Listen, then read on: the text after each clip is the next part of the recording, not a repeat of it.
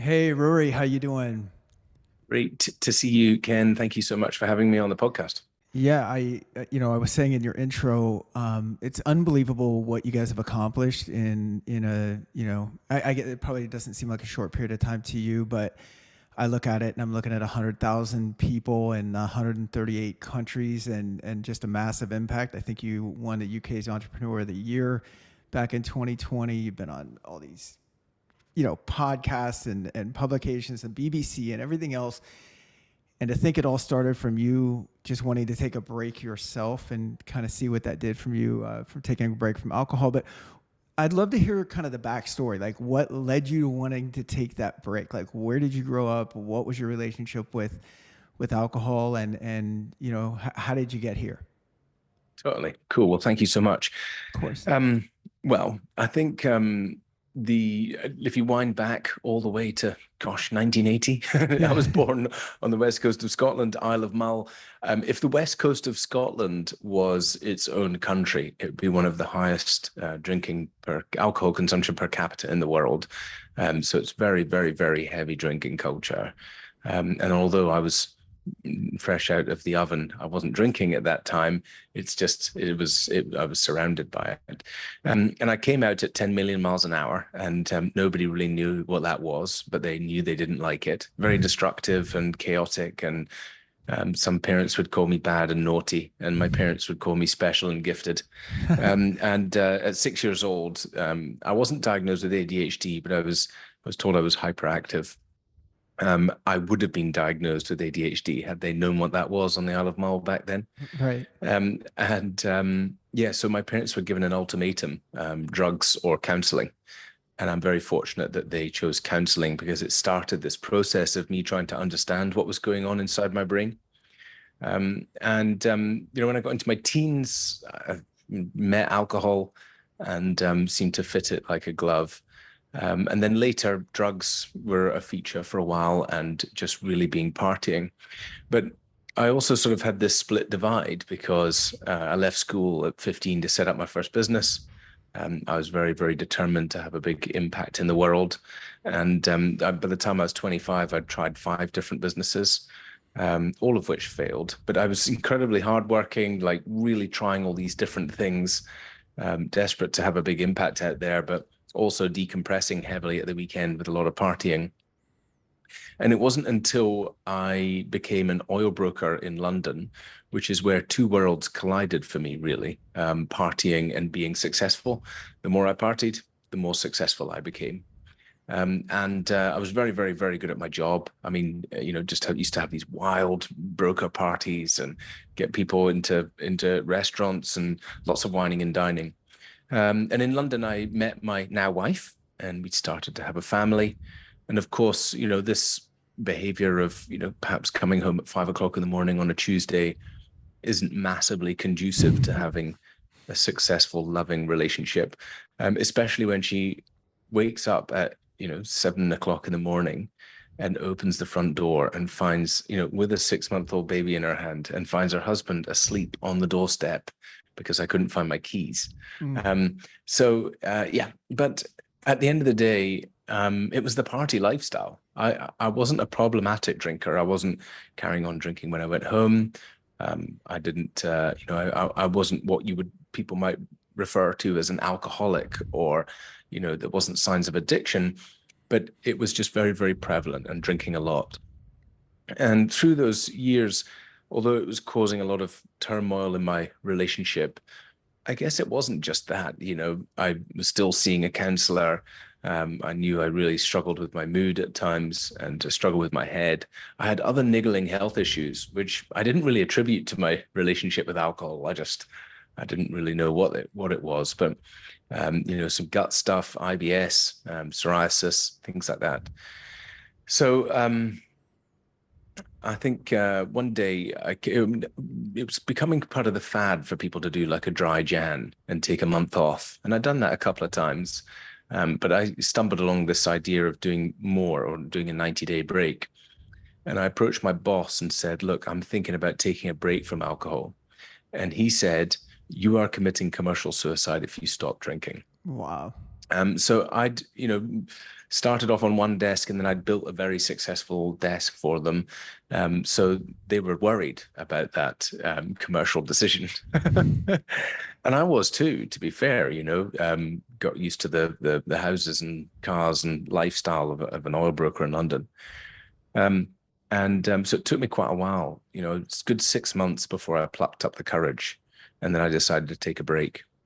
And I was going to go for 90 days. And on that 90-day journey, I just couldn't believe it. I couldn't believe how much better I felt, fitter, faster, healthier, happier, better dad, better husband. So that encouraged me to want to go longer. And I decided to go for a year. And so much changed. Not to interrupt, but in the No, 90 please days, do. how did you handle like the business side of things? Because it wasn't just we're partying because we want to party. I mean, part of it is maybe that, but it's conducive to the business, right? Like you're taking Job. clients out, right? I mean, so how did your It's the sales job, drop off? full Like, stop. yeah, exactly. So what happened? I mean, what happened business wise during at I least think that that's a first really part? interesting. So, I think the biggest thing to say to people here, which is what I discovered, is that most of what I feared didn't come true. In fact, the opposite. I think we're really, really programmed by society. That, I think we've been witness to it that, oh, he doesn't drink, therefore he's boring, don't invite him out. Or, we've had some preclusion like that. And, ever since primary school, we've been avoiding preclusion like the plague. Like, I've got to be included. I've got to be, Right. well, certainly for me, right? And that's the way I am. So I would avoid not drinking like the plague because that would immediately make me precluded. Right. So I think I had to overcome these huge mental thoughts.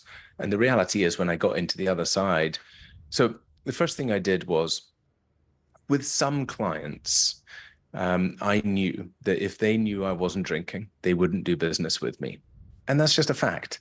You can say what you like about round the sides, but I just know with that particular individual, it wasn't. So with those, I used to do stealth drinking.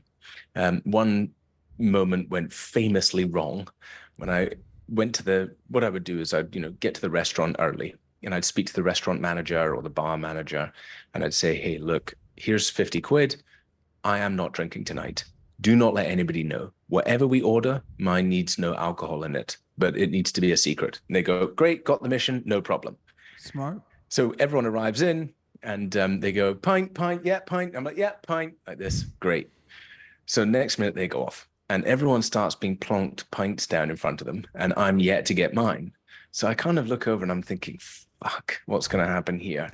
And next minute he comes along with this, I kid you not, like sequined laced glass with a nice little handle on it like that. I don't know where he got some antiques shop and blown dust off it, put it in front of me with this alcohol-free Beck's Blue and put it beside me for me to pour it out in front of everyone. Oh my And I was like, God. what the fuck is this? Is Yeah. this a joke? Get me a beer now. In fact, get me two.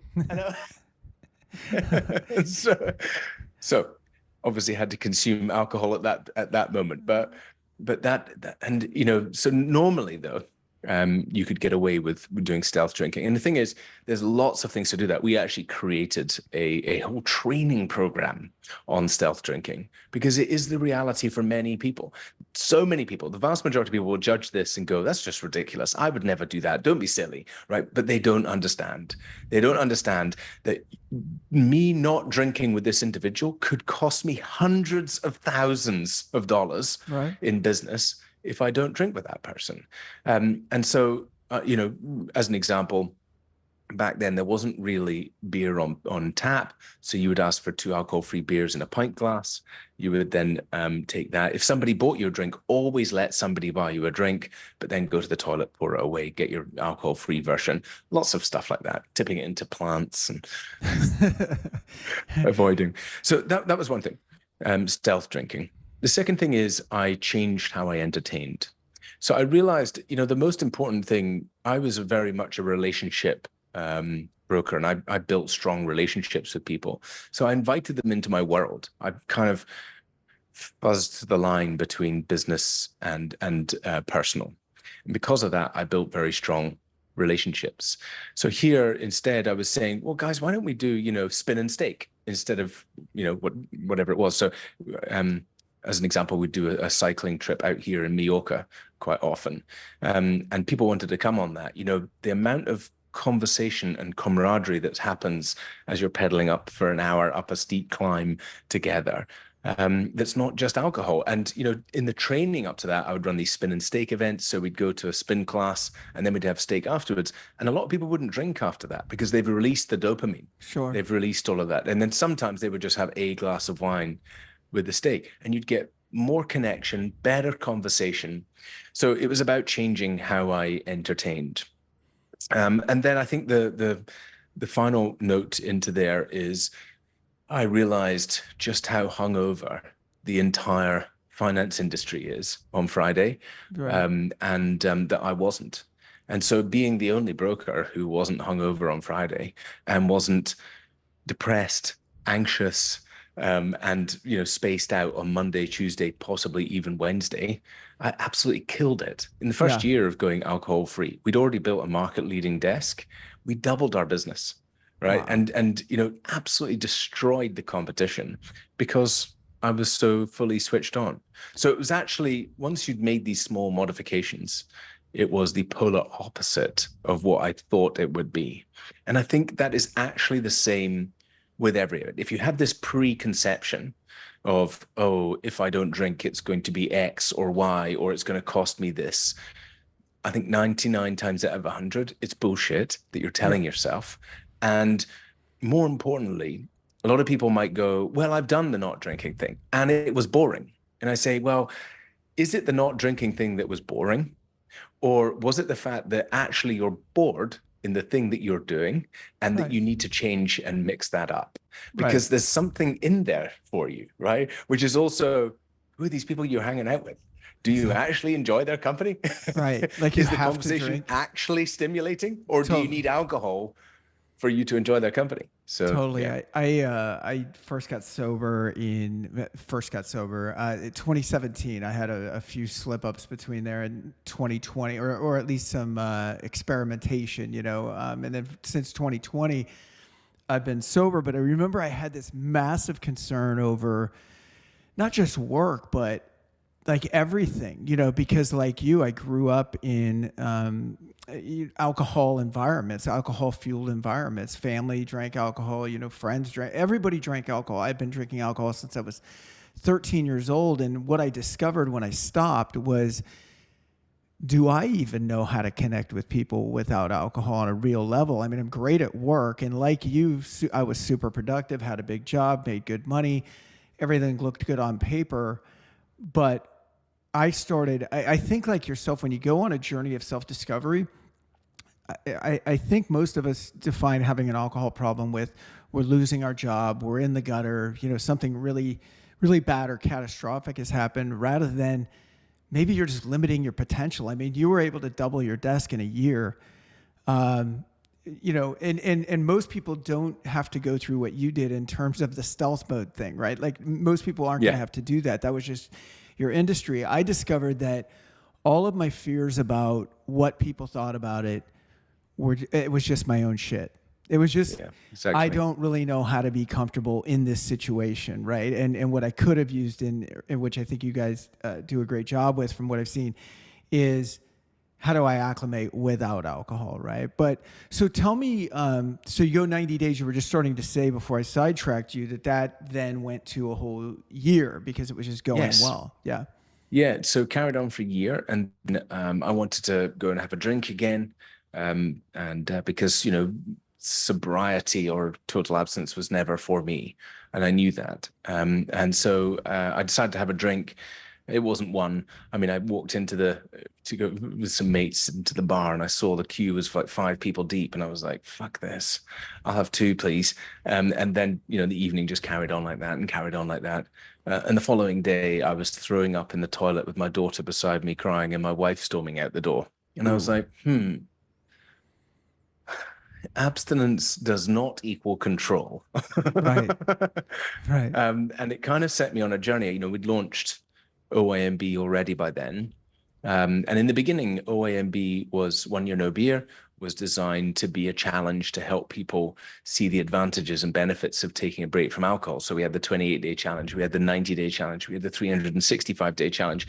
The 28 was there to encourage people to go to 90, and the 90 was there to encourage people to go for 365. And for many people on that journey of going through 365, many of them would choose, you know what, I'm done. Yeah. I've had enough. And we know that zero of a toxic poison is the best place to be. Because Sure. that's the truth of what it is, right? It's highly toxic for our brain and our body and blah, blah, blah, blah, blah.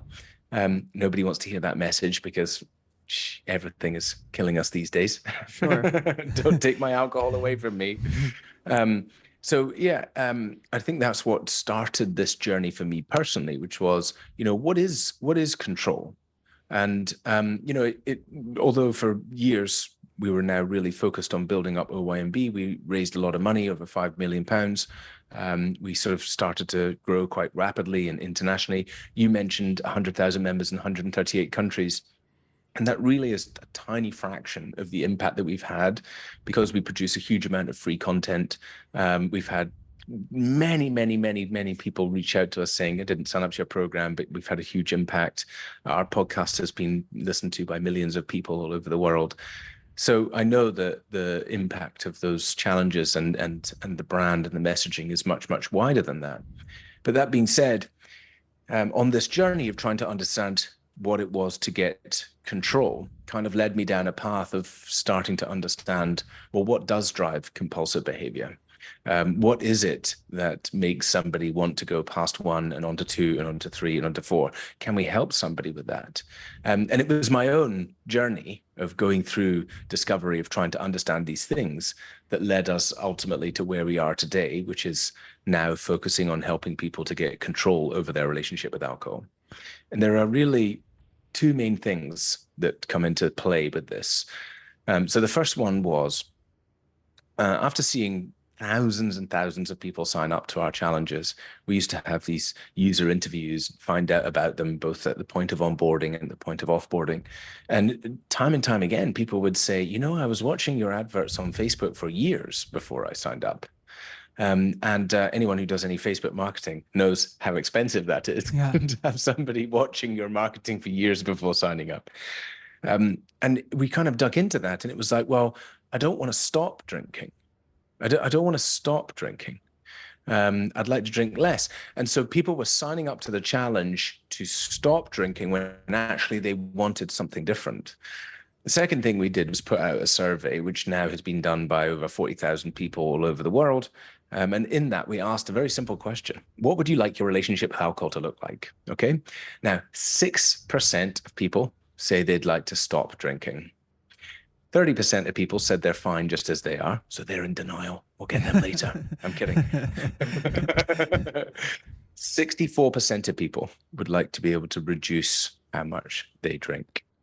So if it takes somebody years to come to the decision that they have to stop drinking because even that they don't want to, and what they really want is to try and control their drinking, then we can help people much, much, much earlier in the journey. Avoid, I don't know, many hangovers, how many accidents, incidents, divorces, problems in their life, like the downstream of alcohol. How many of that can we save if we help people with controlling their drinking? Well, so 2 years ago, sorry, yeah. Oh, so sorry. I was just going to say too, that you guys hit a spot, I think, in the market. I know I'm preaching to the choir here, but you've got AA, which is, helped millions of people. So not taking, and nothing's helped more people gain sobriety than AA. That said, it's an all or nothing proposal. You will give yourself to a higher power.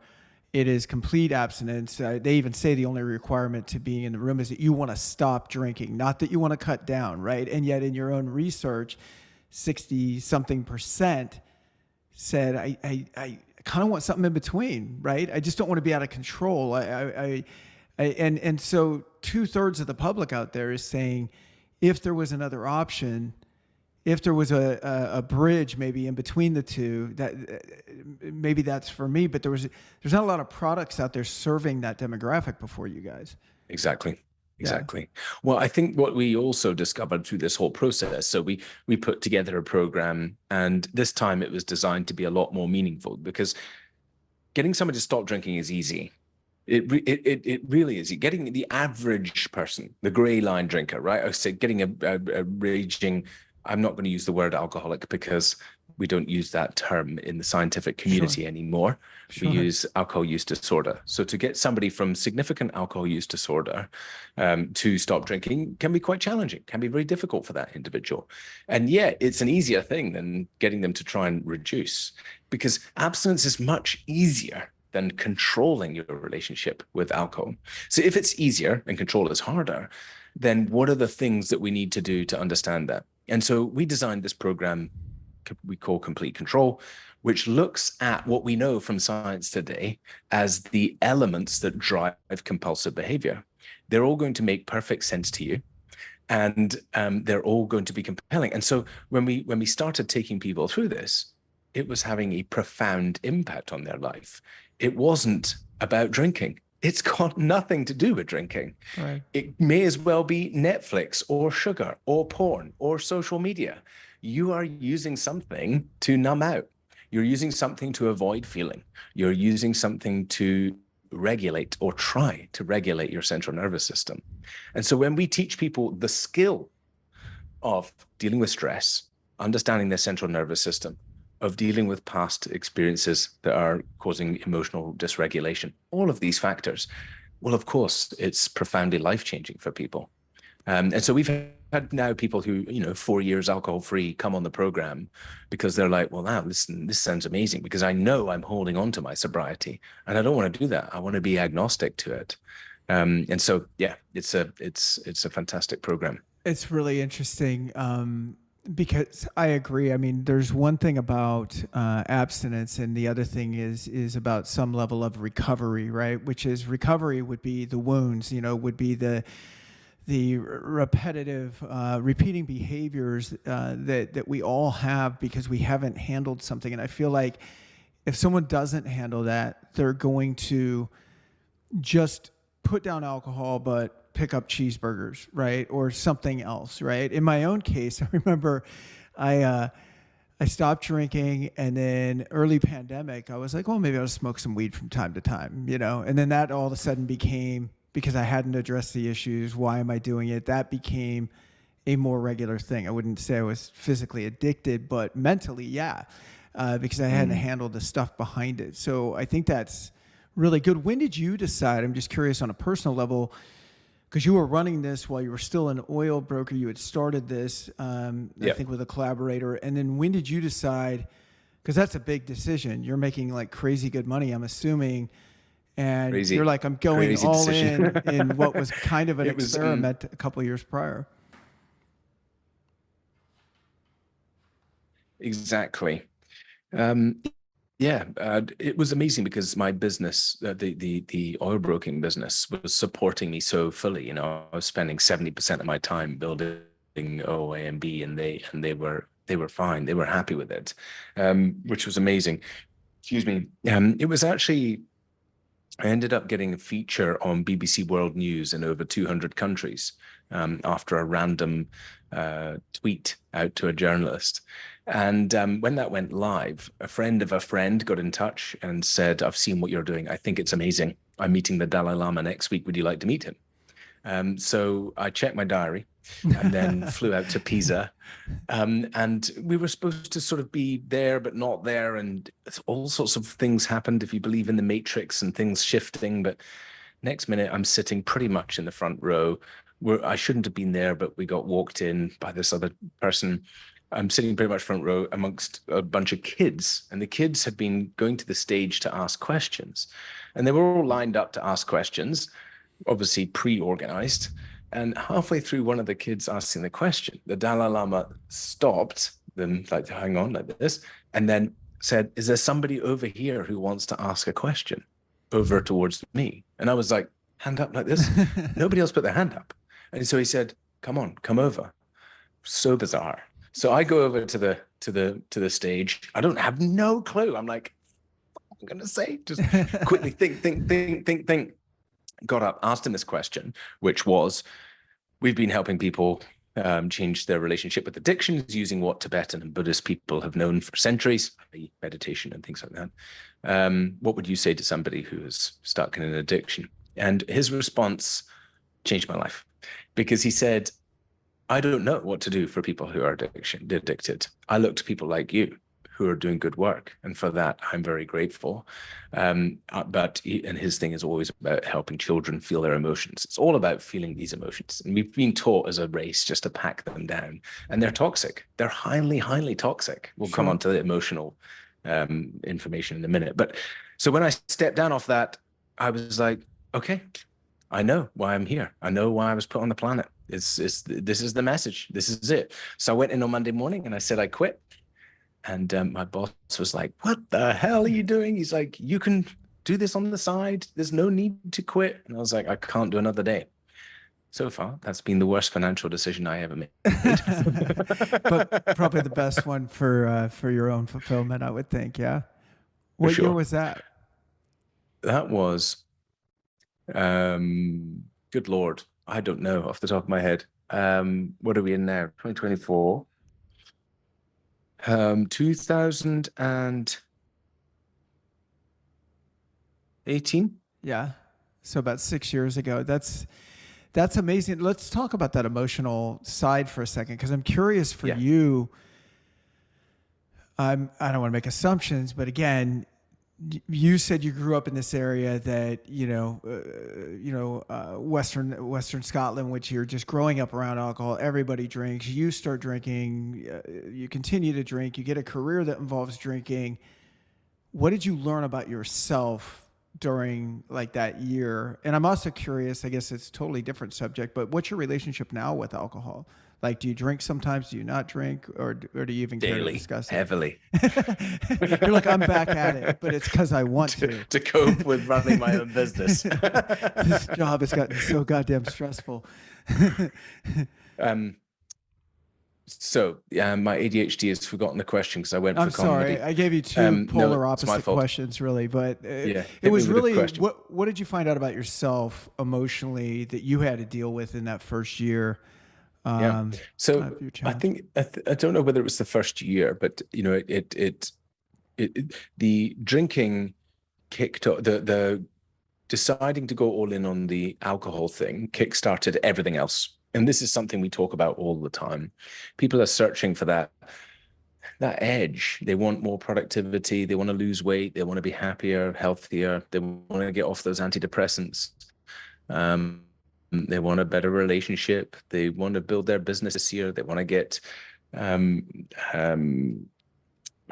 Thank you. That's the word. Everyone is searching for these things. And yet alcohol is that one thing that will give you all of those things. And why is that?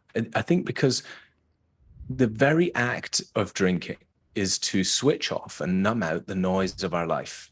Mm-hmm. And when you choose to not switch off and numb out the noise and listen to it and act on it, then you start following your intuition. You start being open to opportunity. You start going down the road that you should be going down. Right. And ultimately, lots of people are drinking because they hate their job. They hate their relationship. They hate their lack of meaning and purpose. They've got no connection. They're not hanging around with the people who they really like, all of those things. And that's why they need to drink. So in the beginning, it's like, all right, I'm going to challenge myself to not drink. And then you start making these changes. The person who was back then to the person who's today, for me, is so radically different in every way. I used to live in central London, commute via tube into a windowless office. I live in Mallorca. We live in a beautiful place in the world, and environment is really important for compulsive behavior. And I recognize that. So that's why keeping a conducive environment helps me reduce compulsive behavior. At the end of the day, we can't control all the factors, right? Owning and running a business is very, very, very stressful. So if you know that that's always going to be a significant driver of compulsive behavior, then you have to mitigate the other things. You have to get your relationship into a good place so it's not such a big driver. You have to get the job, and so meaning and purpose are aligned. Like, these other factors have to be reduced.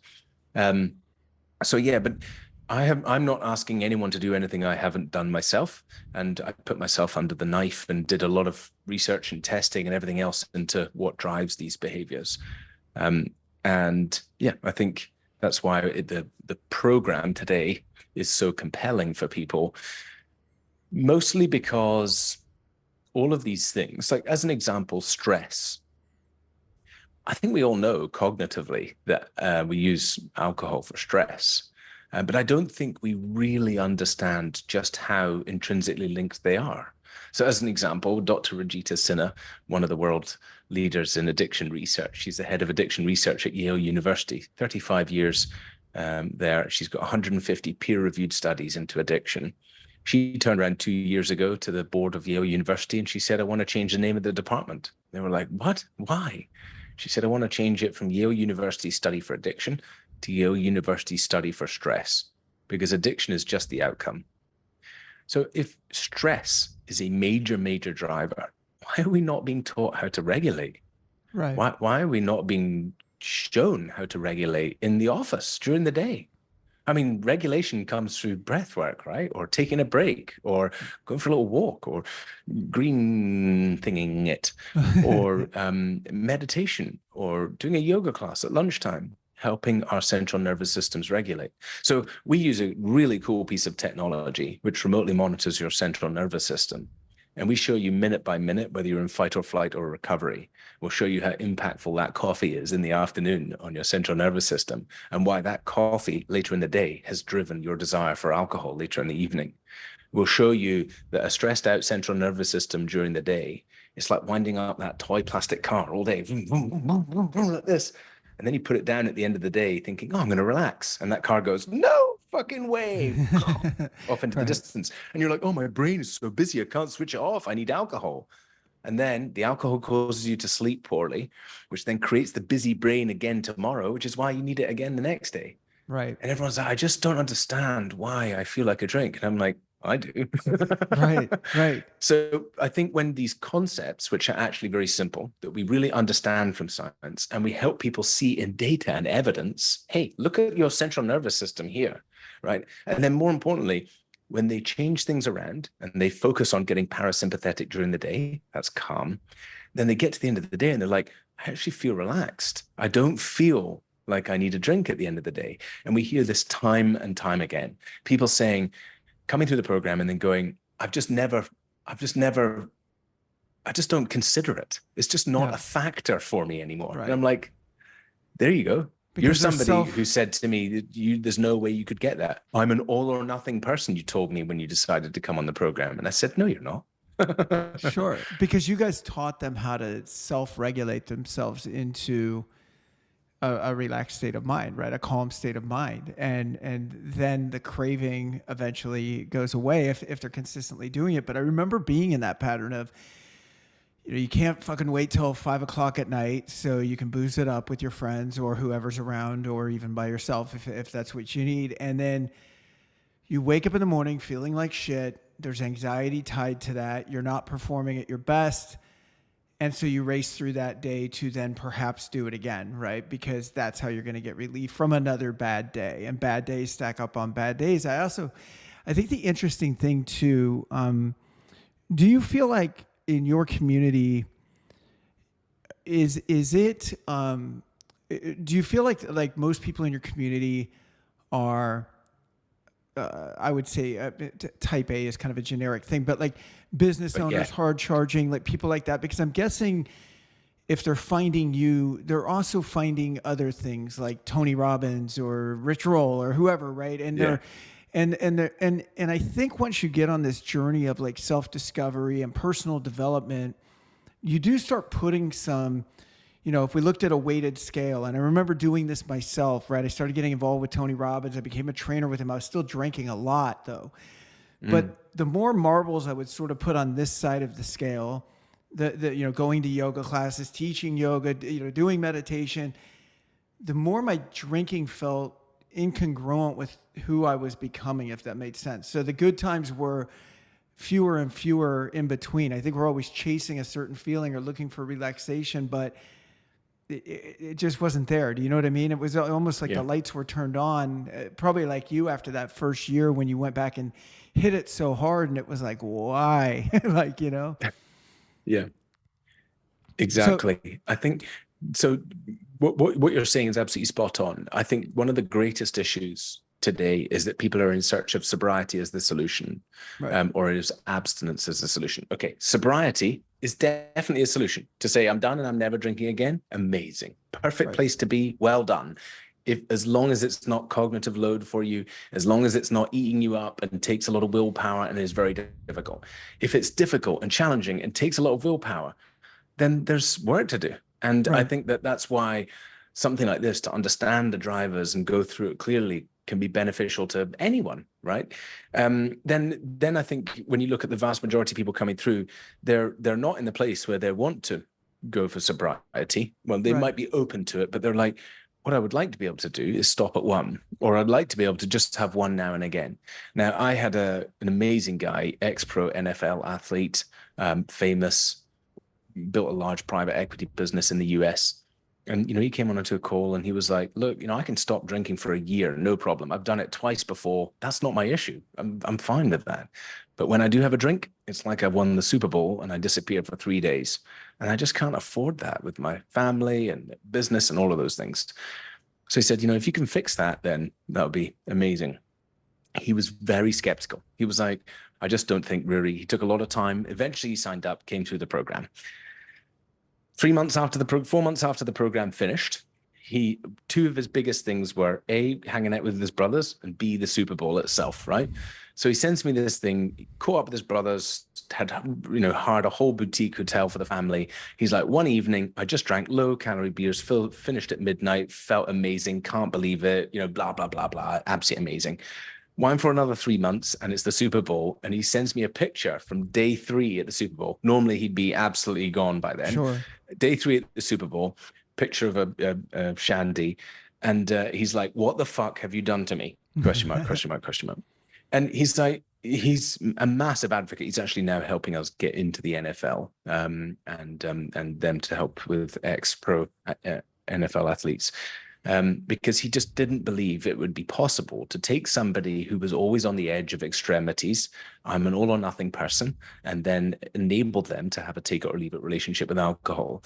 And this is the thing I want to prove in the world. I really want to prove that the old systems, in many cases, do more harm than good, that we need science to move forward, that we can help people through neuroplasticity, the wonderful part of the brain. We can help people put these things in a better place. And in doing so, right, even addictive substances, that is going to have a positive impact in their life. And this is the big important part here. If we get somebody through the program and they do try to have a drink and it keeps ending up back in a problem for them, they know what the answer is. The answer is they should remain alcohol free. And that is, I think, in part to them, that gives people a lot of clarity.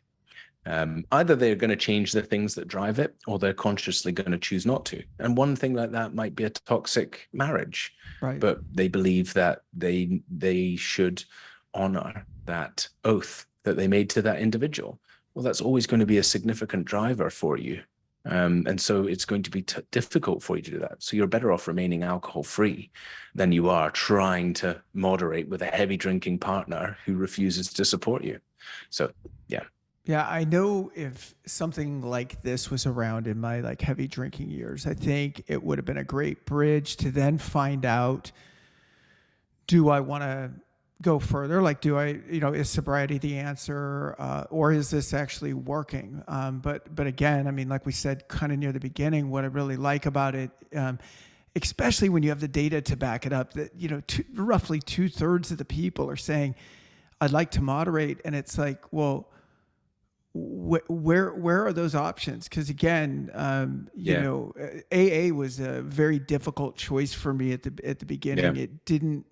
I respected what they were doing. I still do, but when something resonates with you or not. And I still don't go there for meetings. I have an online community that I go to, and I'm going to check out yours. But it's so nice to have people have you know, I guess an off ramp or a ramp up, instead of just this all or nothing. And I think so many people are afraid to talk about their alcohol use because they know that if they get feedback, at least traditionally, that it's going to be like, well, you just need to stop. You just need to go to Yeah, AA and stop. Like exactly. if you even have the conversation with somebody, that's the answer, right? That's been That's the the answer answer. for 70 years, you know.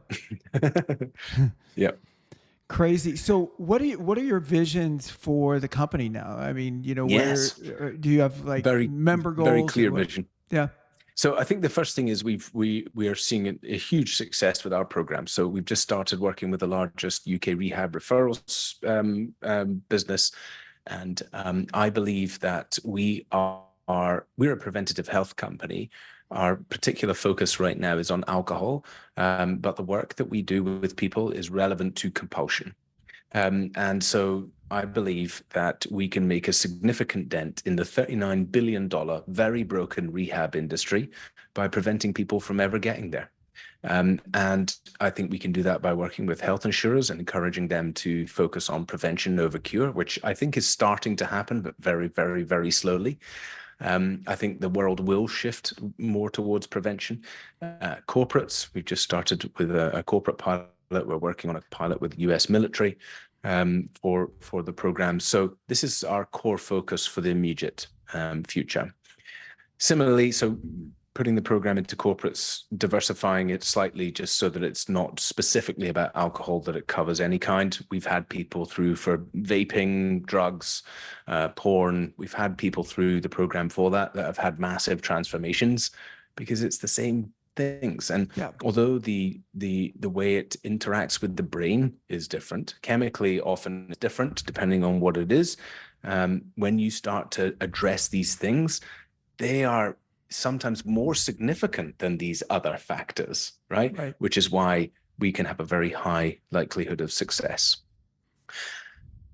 This program was never ever for the few. It was always for the many. The Dalai Lama taught me that, which is why at some point this will all be in a nice mobile app. It will be a low cost subscription and you'll have access to AI tools and wearables, the API that teach you these things yourself. So as an example, we manually warn people that when we see, so we track them with an Aura ring and we track their sleep, we track breath work, we track HRV, all of that stuff.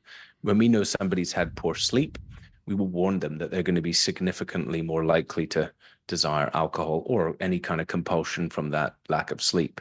People don't recognize how impactful on your central nervous system is a poor night's sleep. It's really impactful. And so these things happen subconsciously. I really feel like I need a drink. Actually, you just need some rest and you need to calm down that central nervous system. So those things can happen with AI tools and API. So that's our future, is to build out that. In terms of the long-term vision of what we are, still the main focus here is about connection, because underneath all of the data and the science and the coaching and everything else, the deepest layer is that when people don't drink, they feel disconnected, and that when people do drink, they feel connected. And what's missing is actually connection to yourself. Connection is one of the major parts. So us enabling more connection with people who are choosing either to drink less or not drink at all will be a huge part of our growth plans. And that's through sober raves, festivals, meetings, all of that kind of stuff, of getting people together more often. Well, I love what you're doing, and thank you so much for spending some time with us. I think it's such a great, I don't want to call it a product, but like community movement, you know, whatever we want to call it, that you're putting out there. Already helped 100,000, like you said, many more than that with the free content that you guys are putting out there. So thanks for all that you're doing, man. Really appreciate it. Thank you, Ken. Thanks Yeah. for helping me. You know, I do these podcasts and then I always get a message, or I get message from people, and you know, they say, "Oh, that really inspired me." And you know, I'm 6 months sober now, or I'm 3 months in, and it's really great. Or sometimes I get a message saying, "I can't get past day one. Can you help me?" But anyway, kudos to you for Thank you. bringing me on to share this message, because the negative, and I know you know this, like what's going on out there, the truth about alcohol is so fucking shit. Right.